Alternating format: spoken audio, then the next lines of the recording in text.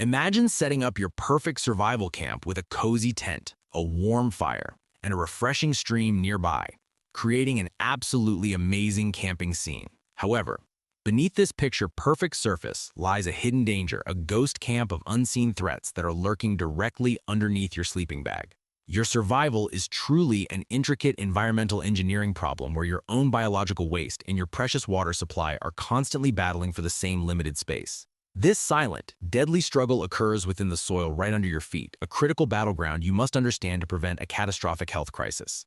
The placement of your tent, fire, and bathroom dictates whether you thrive or inadvertently create a self-contaminating death zone from which you cannot easily escape. To truly grasp this unseen battle, we need to zoom in microscopically, visualizing the soil particles not as a solid, impassable mass of dirt. Instead, you should imagine them more like a haphazard stack of differently sized marbles, creating a complex three-dimensional maze of interconnected pathways for water. The crucial empty spaces between these individual rocks are professionally known as pore space, which are the tiny, unseen channels where water actually moves. This subterranean movement isn't random at all. It is governed by a principle called hydraulic conductivity, which basically describes how easily water can flow through different types of soil. You can imagine a simple arrow demonstrating that water never just sits still in the earth. Instead, it consistently flows based on the subtle slope of the land, always following the path of least resistance. Now consider the stark comparison between loose, sandy soil and dense, thick clay soil, especially when a heavy rain begins to fall unexpectedly. Pathogens, which are the microscopic disease-causing organisms from your waste, can travel incredibly fast through sandy ground because of its larger, more connected pore spaces.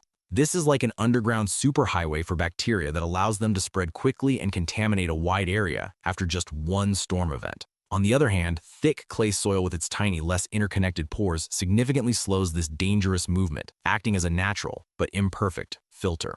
Your perceived safe distance from a latrine becomes a complete and dangerous myth if you do not truly understand the powerful hydraulic gradient. This unseen force is relentlessly pulling that contaminated water from your latrine directly toward your camp's location and your nearby water source. Finally, imagine a person diligently digging a deep latrine hole, believing they are creating a sanitary and permanent solution for their long-term camp setup. Then visualize the critical water table line, which is situated directly underneath it, representing an invisible but incredibly important boundary within the earth itself. This boundary represents the level below which the ground is completely saturated with water, forming the very top of the vital groundwater aquifer we all depend on. Digging a latrine too deeply, especially below this water table, creates a direct and immediate pathway for dangerous contamination of the entire groundwater supply. This single mistake turns your intended sanitation solution into a dangerous source of pollution, posing a serious threat to the very stream you might be drinking from.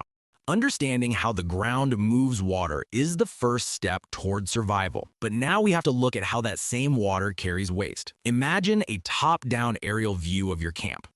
A dark, growing shadow spreading out from the latrine area toward your water source.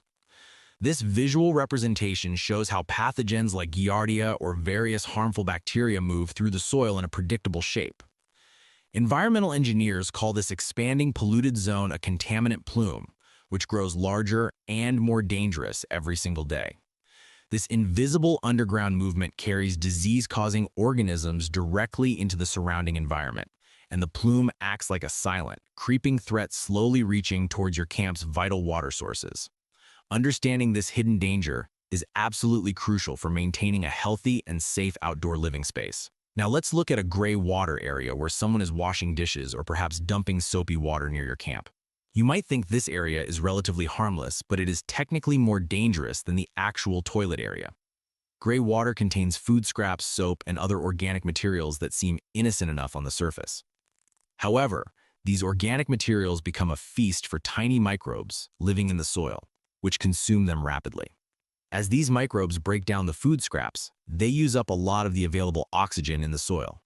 We can illustrate this by drawing little oxygen bubbles in the soil being quickly consumed by the hungry microorganisms. This process is known as biochemical oxygen demand, or BOD, which measures the amount of oxygen needed. High BOD means the soil's natural ability to clean water is severely strained, creating a significant environmental problem. When too much gray water is continuously dumped in one spot, the soil eventually becomes completely suffocated. The beneficial bacteria that usually work hard to clean the water simply die off from the severe lack of available air. These helpful microorganisms require oxygen to perform their vital purification tasks, thereby keeping the environment healthy and safe for everyone. Without enough oxygen, the soil's natural filtration system completely breaks down, losing its ability to treat any incoming waste. We can show the death zone expanding on the whiteboard as this natural filtration system of the Earth fails. This critical breakdown allows raw sewage, along with all its dangerous pathogens, to pass through completely untreated into the groundwater. The expanding death zone represents a catastrophic failure of the soil's ability to protect your camp from contamination. Now, let's draw a heavy rain cloud directly over your camp, illustrating a significant weather event occurring.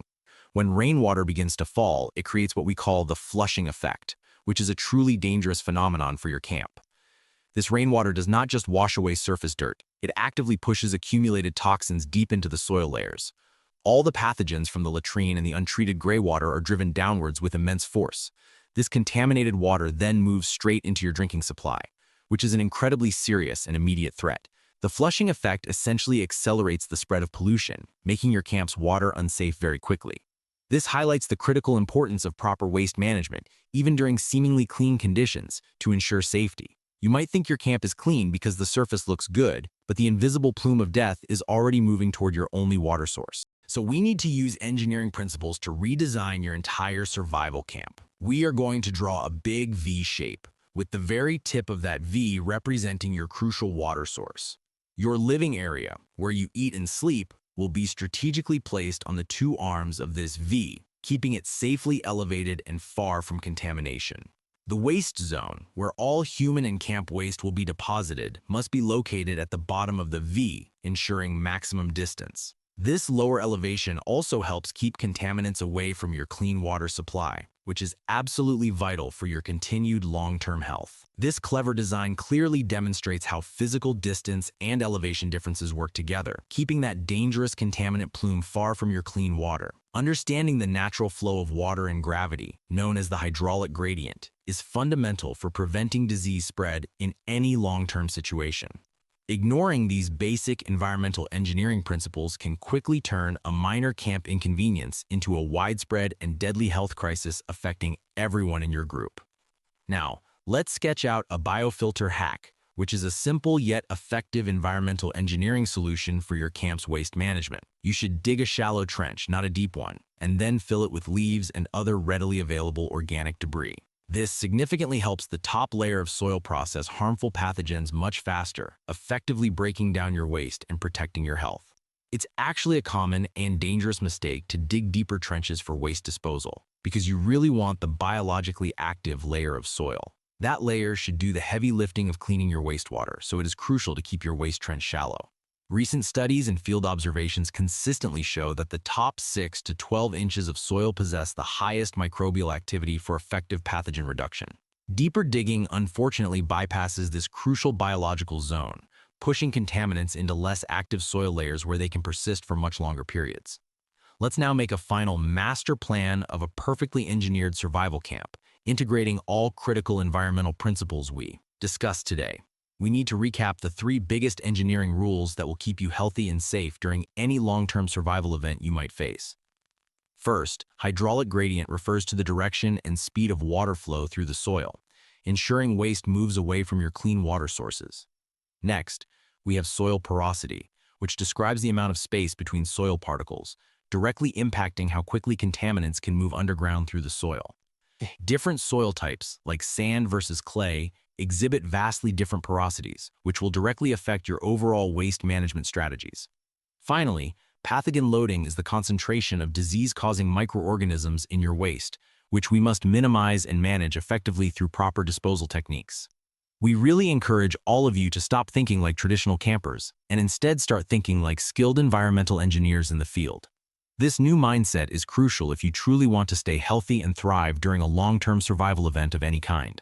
As we draw a final whiteboard signature and write "Class Dismissed," remember that understanding the intricate science of the Earth is vitally important. This knowledge is just as important as having a sharp knife in your hand, providing you with an invisible shield against unseen dangers. Knowing how water moves, how soil filters, and how pathogens spread provides you with a powerful advantage for long-term health and safety. This scientific knowledge empowers you to proactively design your environment for health, rather than constantly reacting to unforeseen dangers and potential illnesses. The ongoing challenge in survival scenarios is not just finding resources, but managing them sustainably and safely over the long term. This is precisely where environmental engineering truly shines, providing crucial solutions for your long-term success and well-being in the wilderness. When you master the physics of your environment, you stop fighting against nature and you start using engineering to make the wilderness a much safer place.